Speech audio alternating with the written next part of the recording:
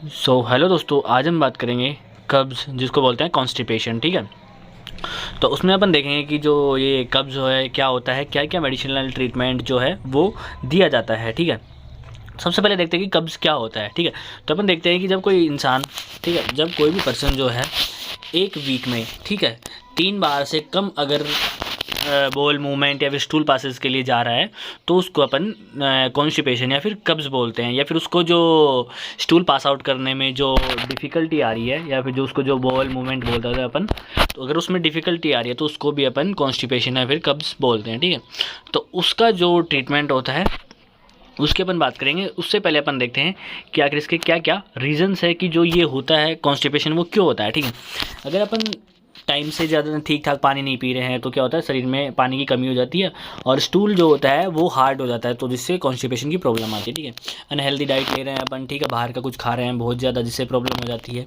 ठीक है, अगर अपन ऐसी मेडिसिन ले रहे हैं बहुत ज़्यादा जिससे अपन पेट में गर्मी बन रही है, ठीक है, तो उसमें भी क्या होता है कि कॉन्स्टिपेशन की प्रॉब्लम आ जाती है।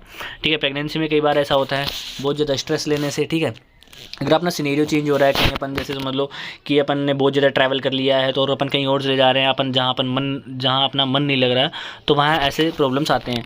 ओल्ड एज, अगर एज बढ़ रही है आपकी, तो ज़्यादा एज की जो पर्सन्स होते हैं या फिर मैन या वुमेन कोई भी ले लो, तो दोनों में ये प्रॉब्लम जो है वो देखने को मिलती है। क्योंकि उस समय क्या होता है, इम्यूनिटी और जो पाचन तंत्र का जो सिस्टम जिसको अपन बोलते हैं डाइजेस्टिव सिस्टम, वो थोड़ा कमज़ोर हो जाता है, तो वो ऐसी प्रॉब्लम्स देखने को मिलती हैं। ठीक है, उसके बाद में देख लेते हैं कि अपन जो बहुत ज़्यादा अगर कोई इंसान आराम वाली सिचुएशन में रहता है कि बस दिन भर बैठे रहता है, डोलना फिरना नहीं होता है, एक्सरसाइज नहीं हो पाता है, तो उस वजह से भी कॉन्स्टिपेशन हो जाता है। ठीक है, तो उसके बाद में अपन देखते हैं कि इसका जो नॉर्मल जो ट्रीटमेंट होता है कि अपन ने क्या क्या चीज़ें ध्यान में रखनी चाहिए जिससे कि अपने को कॉन्स्टिपेशन की प्रॉब्लम ना हो।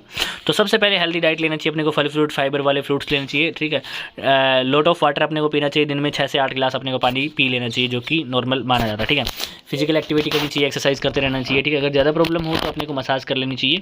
और उसके बाद में आता है मेडिसिनल ट्रीटमेंट। ठीक है, तो यहाँ अपन बात करेंगे मेडिसिनल ट्रीटमेंट की, क्या क्या मेडिसिन दिया जा सकता है। ठीक है, तो सबसे पहले बात करते हैं अपन ईसबगोल की। ईसबगोल को अपन अगर अब दूध के साथ में दे रहे हैं, ठीक है, ये अपन देते हैं रात के टाइम में। ठीक है, जब रात को इंसान सोता है तब थोड़ा सा जो होट मिल्क होता है, ठीक है, होट मिल्क के साथ में अपन ईसबगोल को मिक्स करके दे सकते हैं, जिससे 6 से 8 घंटे के अंदर इससे कॉन्स्टिपेशन से रिलीफ मिल जाता है। ठीक है, तो ये हो गया ईसबगोल।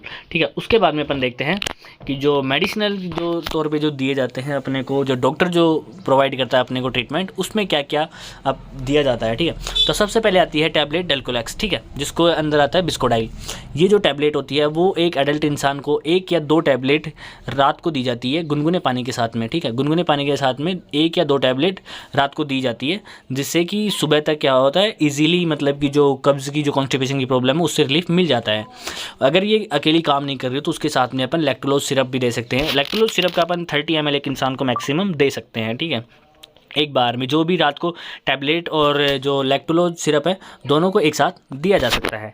ठीक है, जो ये रात को सोते टाइम में दी जाती है, क्योंकि 6 से 8 घंटे के अंदर इसका रिलीफ मिलता है, तो इंसान सो के जब उठता है तब तक ईजिली रिलीफ मिल जाता है। ठीक है, उसके बाद में अपन बात करते हैं कैस्टोफिन और सोडियम पिकोसल्फेट। ठीक है, कैस्टोफिन एक टैबलेट है जिसके अंदर आता है फिनोप्थेलिन। ठीक है, लैक्सेटिव प्रॉपर्टी की है। तो ठीक है, तो ये जो टैबलेट होती है ये बहुत ही अच्छा रिजल्ट देखने को मिलता है। अगर अपन इसके अकेली सिंगल टैबलेट भी दे रहे हैं ना, तो उसमें भी मैक्सिमम केसेस में क्या होता है कि रिलीफ मिल जाता है। ठीक है, अगर इसकी अपन 2 टैबलेट भी एक इंसान को दे सकते हैं, जिससे कि कैस्टोफिन का क्या मेनली क्या होता है, जब किसी पेशेंट को अगर पाइल्स की प्रॉब्लम है, ठीक है, पाइल्स की प्रॉब्लम है, बवासीर टाइप का जैसे ब्लीडिंग वगैरह की प्रॉब्लम, तो उस सिचुएशन में ये टैबलेट बहुत ही अच्छा काम करती है। ठीक है, तो इस टैबलेट के साथ में अपन सोडियम पिकोसल्फेट दिया जा सकता है। लैक्टोलोज की सिरप जो अपन ने भाई भी बात की है वो भी दी जा सकती है, ये भी वही रात को गुनगुने पानी के साथ में दिया जाता है। ठीक है, उसके बाद में अपन बात करते हैं कैस्टोफिन और क्रेमाफिन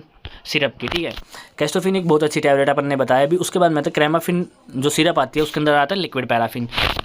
अगर किसी पेशेंट को अगर अपन क्रेमाफिन अकेले भी दे रहे हैं तो इसका अपन मैक्सिमम 30 ml किसी भी पेशेंट को दे सकते हैं। तो कई बार क्या होता है कि जो क्रेमाफिन की जो अकेली जो सिरप है वो भी मतलब कि फुल रिलीफ के लिए इनफ होती है, ठीक है। लेकिन अगर कई बार क्या होता है रिलीफ नहीं मिल पाता है तो उसके साथ में अपन कैस्टोफिन टैबलेट वही रात को गुनगुने पानी के साथ में दिया जा सकता है, ठीक है। तो इनसे क्या होता है कि 100% क्या 99.9% अगर अपन बोले तो उससे पेशेंट को जो है कॉन्स्टिपेशन से जो है रिलीफ मिल जाता है, ठीक है। अगर इससे भी रिलीफ ना मिलता है तो फिर उसके लास्ट में आता है जिसको अपन बोलते हैं एनेमा, ठीक है।